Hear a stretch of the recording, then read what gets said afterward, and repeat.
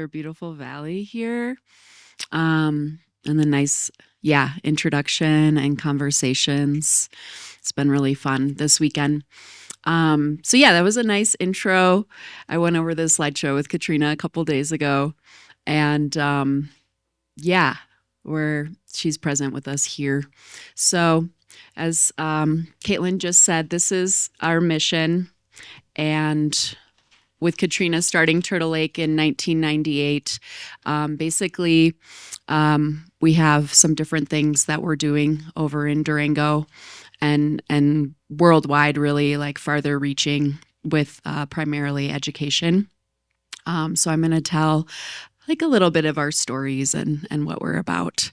But one of our big, like I just mentioned, missions and goals is to educate people of any age about the edible and medicinal values of wild weeds. And so that book she was referring to goes over like 13 different weeds, and a lot of them found on like all of the continents except Antarctica in the US, or at least their plant relatives, and seeing the value also on what they have to offer us. And here we have some musk thistle, which, depending on your narrative, can be viewed as an invasive plant, a non-native, and exotic, are some terms, but also these are important plants for our pollinators. Something really fun is engaging with wild plant walks and foraging. So we have some youth and adults here going out into the forest in Durango. It's kind of interesting, like the difference in the ecology just from Durango proper here to the San Luis Valley. And so with that, bringing them back and creating raw wild food meals with the education and learning of what those plants do. This bike blender is still in operation and was like the beginning. And a popular drink that we make is called a green drink. And depending on the season, we use plants from the local garden or from the local area and make a nice green drink. In the winter, we do wheatgrass, but we demo this and we still take this to our farmers markets and make drinks. This is the cafe in Durango. It's on 3rd Avenue. I don't know how many of you are familiar, but it's in the residential area there. And basically, education with the meals. And you can kind of see some of our garden here. We have nice burdock and comfrey and a whole nother little piece, lemon balm and different things that we're growing that we prepare fresh as well as bring from the farm to support these meals. So usually you get some kind of raw soup, salad, entree, green drink, and dessert. And you can come in, and we have a 2-story building where we're growing microgreens, and I guess I could go microgreens and wheatgrass trays. And we have a whole crew that works with the microgreens, and we sell to local restaurants and also like the food co-op, the natural food stores in Durango, for the health of people. Some other things too is, coming back to the cafe, and we process what we harvest. And also another thing that we do, I'll talk about later, but we're bringing back dandelions here, and we have these really nice drying trays. Someone help us build these, and so you can slide them in and they elevate. And then we'll either dehydrate certain things for use in the winter or use them fresh. And if you don't know, the dandelion itself, every part of that plant is edible or medicinal. And so this is, like a little sampling at the farmer's market. We do once a week. And it's really fun. So what people might view as weeds, we turn into delicious solutions. And this one's one of my favorites. These are wild weed truffles that we make. And I was like taking some home to share with family in Illinois. And for some reason, they picked up some bomb residue. And I'm like, I'm just trying to take some truffles from the farm. But anyway, really yummy. We do kombucha. We do different bars. We have like cashew milk ice cream, and at least one ingredient in every product we make is like a raw wild plant. We also, dehydrate and also make some of these different things that we brought today to add to smoothies or sprinkle on popcorn or salads, making dressing. And I'm not really going to talk about the plant properties, but definitely there's a wealth full of information out there on what these plants can do. And so here's Katrina. I was like, we need some photos of you and some of the crew, and just like how many people have filtered through Turtle Lake Refuge with some of this knowledge is just really awesome. So these are some folks on the crew in past years. Up Falls Creek Valley, about 7 miles outside of downtown Durango, is where our farm is located. And that's essentially what kind of started Katrina's journey with this specific land. And Turtle Lake is a lake that exists in the valley. And there was kind of a community effort in that valley to help preserve a wetland there where Turtle Lake itself resides on. And so we're just a little bit up from that lake proper, but it did prevent a development for happening in the valley for more housing. And so there's this beautiful lake and wetland just down from the farm. And then here we are. So Katrina started off with like a smaller piece of property that actually wasn't down in the valley proper.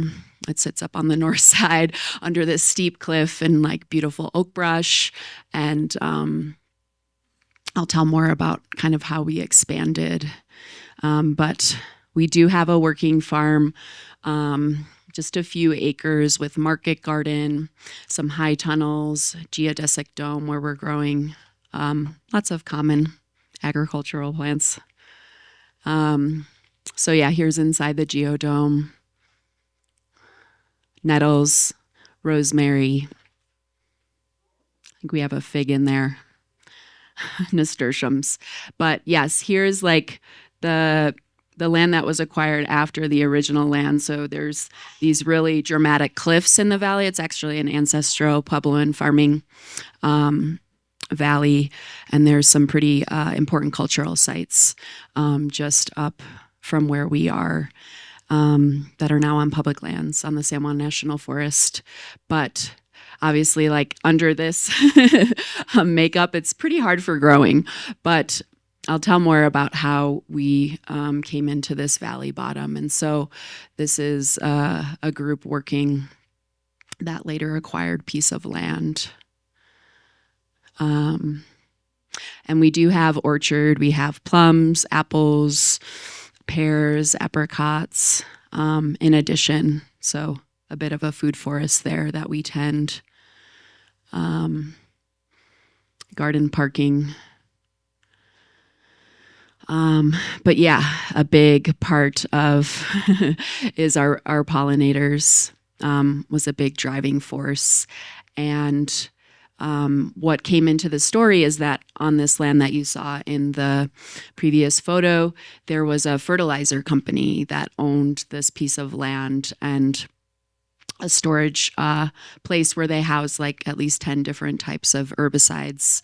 And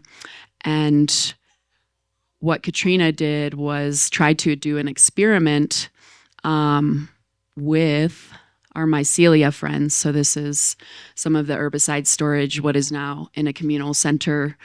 We are an intentional community and farm that anywhere up to 15 people are living on. And so Katrina was thinking, I think, we need to kind of create some type of barrier. So they ended up acquiring a lot of these oyster mushrooms from this company in Santa Cruz, California, and would bring them back in truckloads. I'm not sure the whole story behind that, and to use them. Oh, this is a recording of her. So they dug like a 40-foot trench and they laid down those oyster mushrooms. This was just kind of like the experimental test. And then, wow, we didn't see this. But a lot of woody debris, an inoculant with the mushrooms, and they covered it. And nothing happened. Um, but nothing really had happened. And there was like a torrential rain that came. And what was a surprise is that outside of the oyster mushrooms, actually our native psilocybe popped up, canoscopy, and it actually did more of the work than the oyster mushrooms that were brought in. And Katrina said these smelled like herbicide, and so they removed them, and it was a really cool learning experience. Sorry if I'm blocking the slide. So they went to work and I think still worked with the oyster mushrooms, and I think this was maybe historically grazed land, and went to work to kind of break ground for the farm. And so here's where the herbicide was stored in it was a Scott's fertilizer. And the land came up for sale, and Katrina bought it. So, sorry, the sample was kind of just like a barrier in between her land, and then this ended up coming up for sale, and she bought it and started doing this mycoremediation work. And so that sun center, that storage facility for herbicide, became our what we call our sun center, the communal center, where we have space for visiting guests, and also just like a full kitchen and living room for people who are living kind of in the dry buildings on the property. And we do human manure compost. That was a fun talk. But they used a lot of clay. They used a lot of clay to draw out some of that also. And they ended up putting in, like aspen tongue and groove, bamboo flooring. There's a wood stove in there. And so these are some of the folks that were around when that transition happened and helped out. Super fun. Clay paints.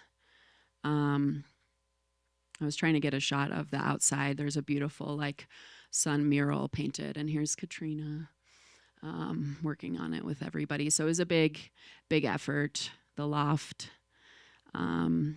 Katrina's dog Jasper made it. So just a welcoming space for everyone, and hosting dinners. We have a lot of potlucks, and yay. And so here's the beginnings of the market garden that we have, and different variations have played out through the years, but when it's right, we do offer kind of like a roadside farm stand, and of course all herbicide free, and our mushroom friends still pop up to say hi. But really beautiful valley. If you're ever in, anyone's welcome to stop by our farm or the cafe, even if you don't want to have lunch. So then Katrina's visionings were like, okay, these friends of ours have done so much, like what else can we do to give back? And she created Be Happy Lands, which is essentially an organic lands stewardship team that works with different landowners to meet their goals with the baseline of being herbicide free. And this is probably, one of the bigger things that we do. So primary goals, increase soil fertility, support ecosystem stability, protecting our pollinators, and adding seeds to outcompete and fill in gaps. So I've worked on this crew a couple seasons, and it's really rewarding.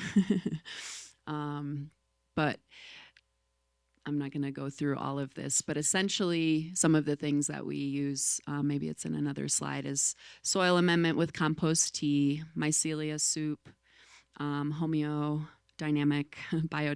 homeopathic remedies, and native seed dispersal.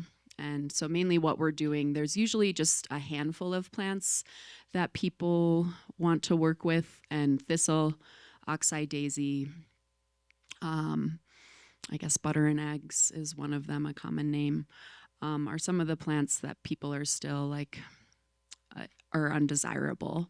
So we just do different methods to work with their objectives. And a lot of that can be what we call chop and dropping plants. So you're taking all of the aerial part of the plant that grows above the ground surface, and you're leaving it on the land for compost, given that it hasn't gone to seed already. But if it has gone to seed, you're collecting seed heads.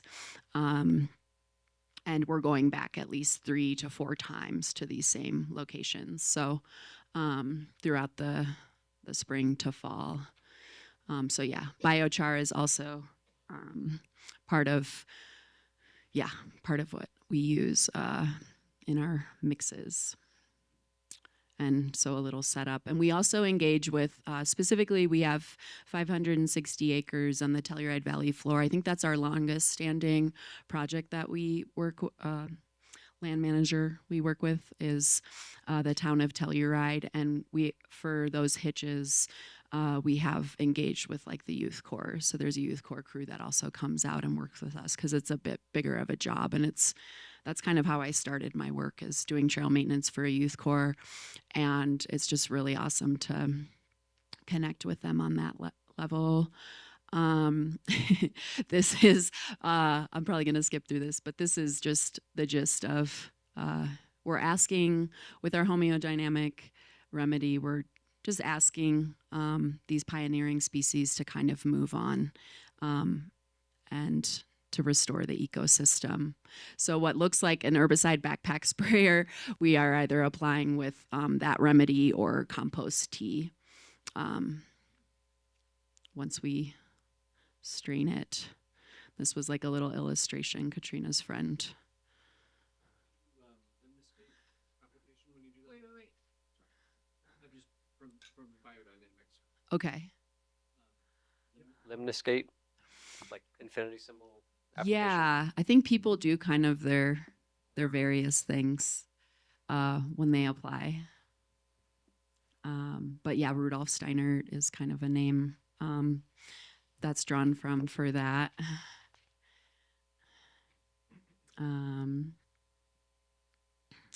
So back to Durango and Be Happy, we have 9 different parks in town that we're now stewarding, children's parks primarily, or town parks that we're going herbicide free. It's still a dance with the city of Durango. I mean, there's a lot more parks than that.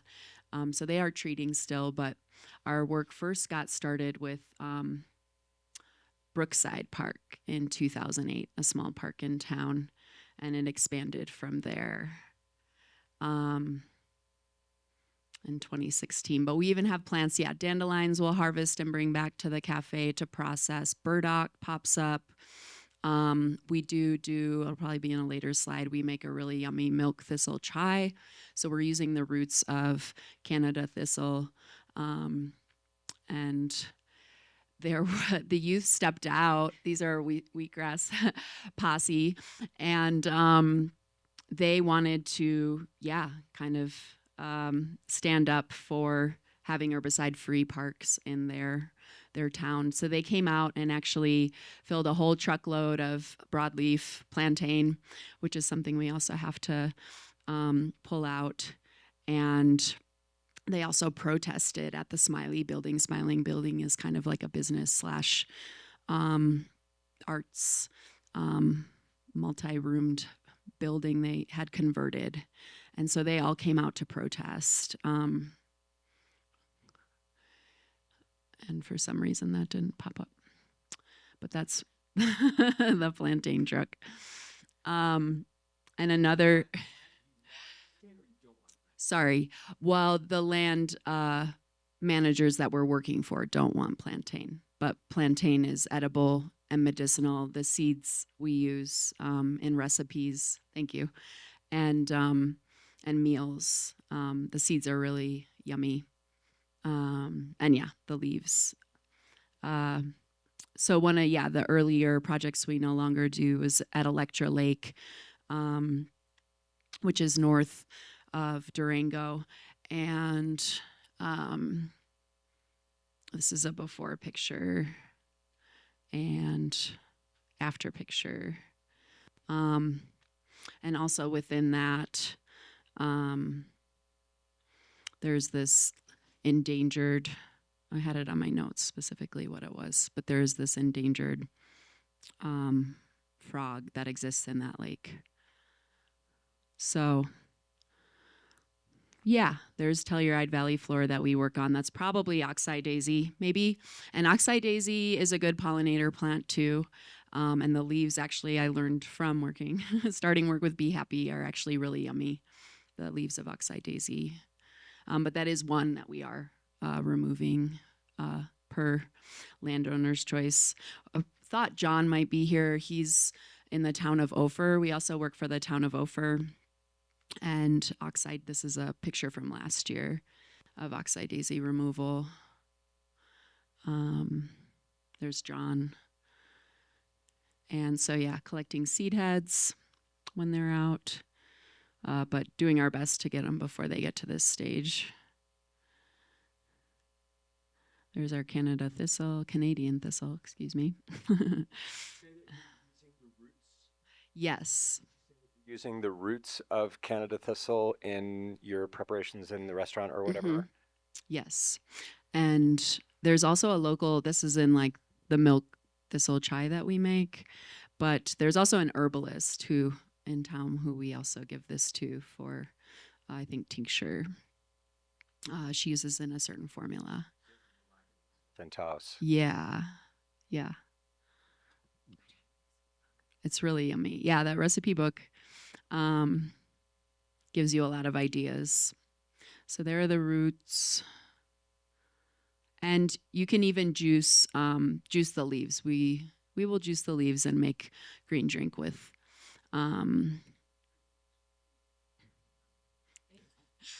It might be a little higher than that now. I don't know. These are some older photos, but right. I guess, yeah, the power of what these plants are available to do can get creative. But yeah, here's. And I think someone was telling me in this, like Aspen was paying a certain farmer to bring in thistle leaf greens to juice for a nice restaurant. So there's opportunity and money there, I guess. Here's our lovely dandelion. And I might have mentioned it if you're here for the community hour. Dandelion root tea. There's our lovely oxeye daisy, musk thistle. So these are some of the main plants that we're working with when we're doing Be Happy Lands work.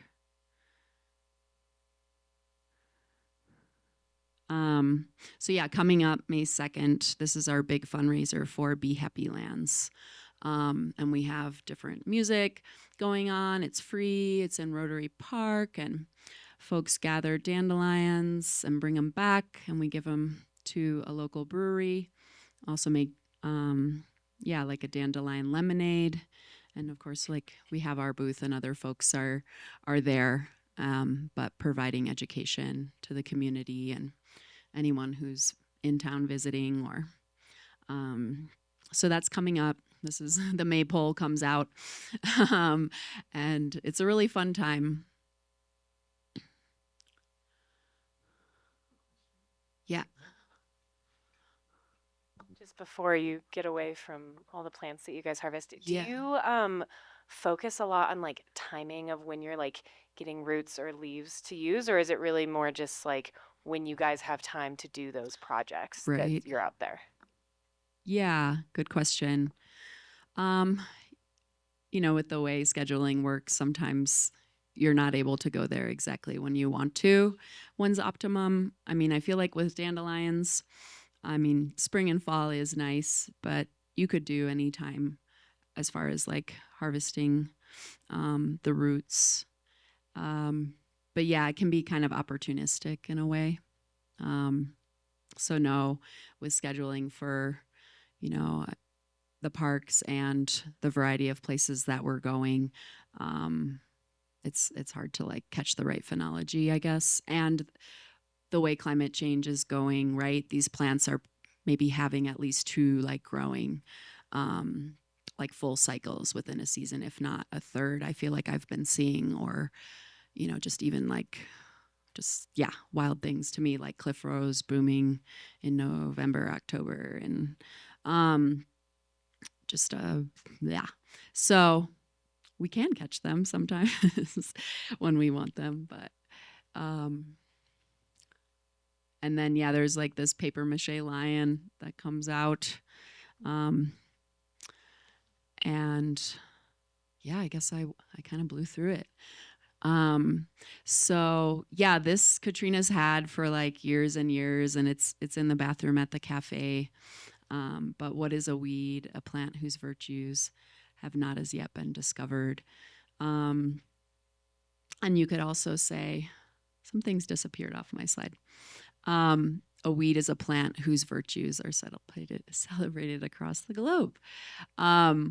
So, right, there's different narratives surrounding a lot of things, our plants. And I think it's really awesome that we help bring perspective and maybe shifting narratives on what's out there and helping to protect.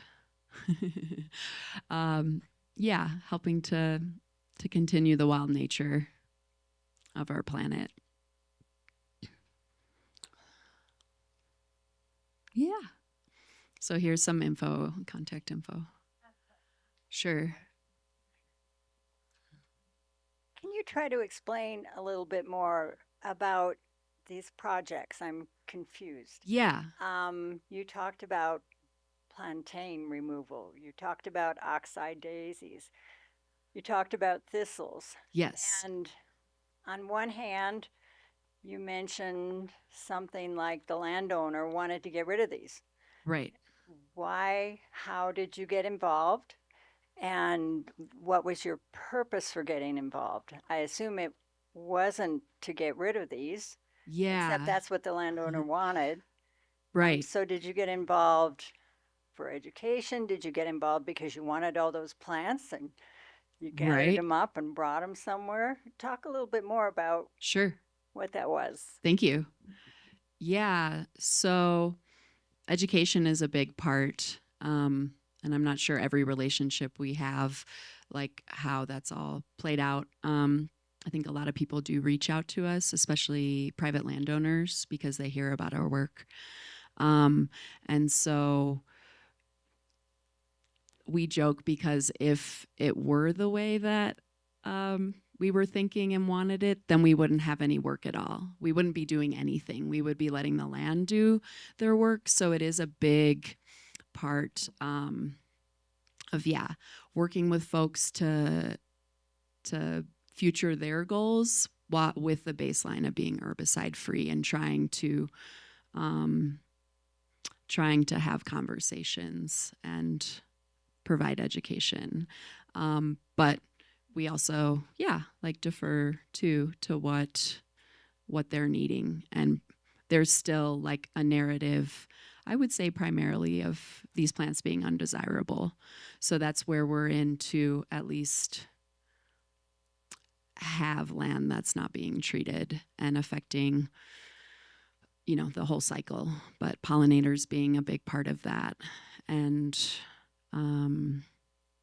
is that helping? Or is it still ambiguous? still a little confused. Yeah. Hmm. Do I, Yeah. as a person who has land, want to have oxeye daisies, Canadian thistles, plantain?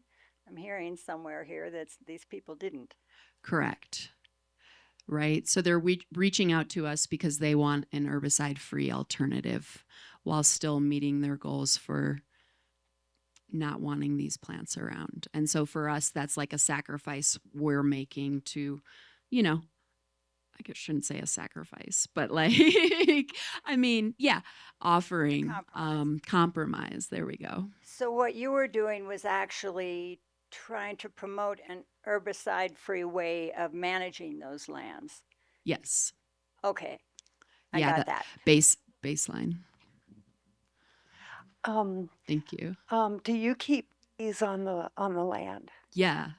Yeah. So we do have like more traditional, like bee box style setup, and some from wild swarms, some from not.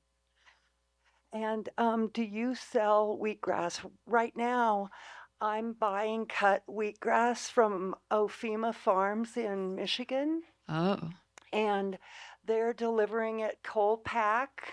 whoa. I'm getting like 3 1 pound packages every 3 weeks. Uh-huh. And it's not really the cost of the wheatgrass, but it's the cost of the shipping. It's costing me Yeah. $40 to ship it every time they ship to me.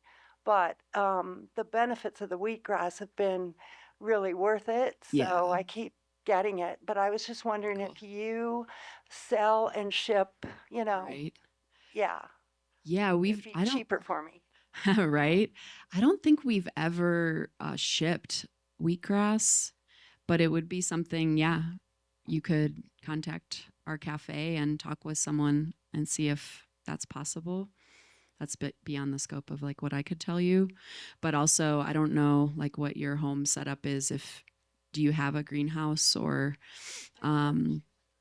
okay, because yeah, like part of our is enabling people to do this for themselves. And okay, cool. So yeah, I would say the best thing is to, or you, I don't know if this is like Katrina's personal, but you might want to just look up the cafe number online, just keyword search Turtle Lake Cafe, and I definitely, or I can connect you, yeah, after the talk. So So these undesirable plants mhm. that you're mitigating, quote unquote, you then, when you harvest them, you're then trying to find something useful to do with To them. do with them. Yeah. So that's part of it, right? Yeah. Yeah. Okay.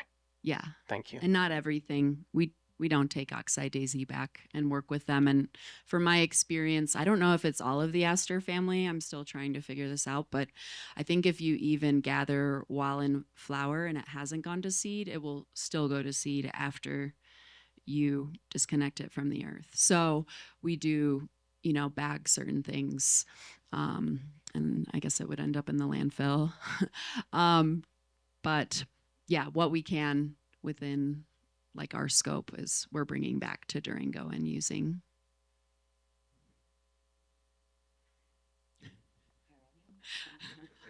Thank you. Eat the I mic. think I have a couple questions, little ones. One, is this cookbook available? Yes. Okay, cool. Here today. Oh, awesome. And then two, we live in Lyons, and it's newer construction, and they sprayed all of these seeds, which was accidental from what they were supposed to spray. Okay. And so we have so much thistle and mullein all through the yard, which of course is medicinal in many ways, but it's amazing how much it expands so fast. Yes. So from one year to the next, I was like, holy moly, I should do something with this. Mm-hmm. But I, at the same time, love all the birds that come to them, and it's just a lot of nature back there. But I should probably try to maintain or cultivate or control it somehow before it takes over, though. all of the yard, or Yeah, I don't know if there's any should to that. yeah, or like And, I'm still like establishing my own narrative because I do work in Western science yeah. and I'm trying to get to know plants from all different perspectives and like cultural. Um, and so, yeah, there are certain species, just cheatgrass or spotted knapweed come to mind and can be pretty prolific in their expansion. Um, and to me, some of the things that we're actually working, some of the plants that we're working with, I don't see them expanding quite like that. And I haven't actually sat in a place to observe. So as a landowner, I would love that because I've heard, anywhere from 3 to 5 years, if you let those, what people might reference these as pioneering species, to come in and do that work, that potentially a more native landscape might evolve if you do give it time. And that's one of the biggest things in like my plant journey or human journey is that humans think things might be more short term and instantaneous when if you think about geologic time, if you think about our ancestral human time, things can take a lot longer than maybe we're willing to wait or maybe our lifetimes give us. So I don't think you should necessarily feel you have to do anything, I guess, as a response, but you could also use some of these methods to see what might happen and encourage other plants that maybe you want to eat or, or whatever your goals are. And that's the thing, I think, single individual has a different perspective and narrative and nuance to what they think. And I think observation is a really fun thing to be able to have, especially when you're working with the same land all the time. I'm traveling a lot. So, is that helpful? Yeah, and I think what my question also was Yeah. regarding that thistle, are all of them edible then? Right. That's really, I think, a main question. 'Cause Yeah. I'll just start making that chai thistle. Right. I think the one we work with the most is Canada thistle. Okay. So yeah, definitely plant ID. Yeah. I learned from an herbalist, like you should always know what the plant is before Yeah. you're using it for any purpose, along with other things, ethical things. But Good, thank you. Yeah, and we do harvest the mullein. But it's so much of it. yeah, So we walk around through the yard and just sprinkle wildflowers and sunflowers, and so who knows what's going to happen in a few years. I think yeah. it's going to be awesome. And I guess another thing I'm thinking of is that a lot of these plants, or the undesirables, are attracted to disturbance. So if you are doing kind of alterations, then I think populations can get larger if you're using disturbance too. So that's where like soil amendments and maybe the plants that you do want to come in, knowing what successionally like early species would be good and grasses usually fit that niche for the thing that you want to come in next. And perennial grasses are really awesome. Exactly. Yeah. Thank you. Hello, I had a question. Looking back at that photo of the I think it was North Canyon Sports Center, the 600 acres you Oh. guys were working on, it seemed Yeah. that the before and after you guys were clearing something specific out. It just made me curious, and I don't think you mentioned it, but have you guys ever used like prescribed or control fires for clearing out areas to restore like native vegetation? And if so, like what has been y'all's experience in that regard? Yeah, that's a great question and something. Was it in here The next one or did I pass it? yeah. No, the answer is no, we haven't. Electra? Okay. Yeah, no, and this is more of a wetlands context and I wasn't around when this happened and that looks like Canada thistle to me. or combo of musk thistle. So no, we haven't, and that's something, that people have been using fire for how many thousands of years, and with our fire suppression, it's really changed the dynamic of our ecosystems. So that would be something great, but I think probably liability and having more trained individuals, and it's stepping into a whole nother realm for like a nonprofit business. Thank you. But thank you. It would be a great thing to have. Thank you so much. Two questions. You mentioned questions. two mentioned one word that I perked up happily. Cliff rose. I was introduced to the genus Persia in Wyoming, where it's cold and it feeds bull moose in the middle of winter, all winter long. It's a partial nitrogen fixer. I've tried to get cliff rose to grow in the Taos. Can't get it to go. Can you mention anything about what kinds of soils or conditions cliff rose is happy in? Well, that mention was, I actually don't know that mention, and I guess I don't know its phenology, but I'm pretty sure I see it blooming in the spring, right? And not throughout the season. Mm-hmm. But I was on a personal trip with my boyfriend, and we were in Chaco this fall, and it was blooming, and I was just like, and very, how fragrant it is. And I was like, this is odd. It was like November. And so I don't know. And now I'm working on the northern Colorado Plateau doing some monitoring, and it's around, we have Persia mexicana. And so I've been seeing a lot in Arches National Park this week. So I'm not sure it's between those two places. I'm guessing it likes things that aren't super friendly. More granitic and easily drain. Our problem in Taos is we have so much clay. Okay. It's really hard for roots to get established. All right. Separate question. That's chicory. Fun. We have, y'all are all about dandelions. We've got tons of chicory growing in Taos. When they're super young, they're tender. They're just really quite bitter. Any suggestions on how to make chicory leaves, more palatable for something that human beings would be willing to eat? Well, I don't know about the leaves, but definitely chicory root, and I harvest that in the spring and dry it and use it in teas, or it's like a coffee substitute. Mm-hmm. And so I've been doing that, and primarily like cattle grazing, friends' places, and when they pop up, you want to get them before they flower. And so I harvest the roots and dry them. Perfect. Thank you. But I'm not sure about the leaves. Thank you. This Chicory's is so fun. Nice. Thank you. Chicory's nice to add to coffee. Yes. Yeah. I don't drink coffee anymore, so I'm like, oh, wow, cool. More folks coming. Sorry that I'm asking too. So if someone else wants to ask the question, okay. I was curious about, so all the food that you use in like your snacks and in your cafe and stuff, do those primarily come from these projects where you are doing the regenerative stewardship, or are you also getting them from elsewhere? And if so, where? And tell me more. Yeah.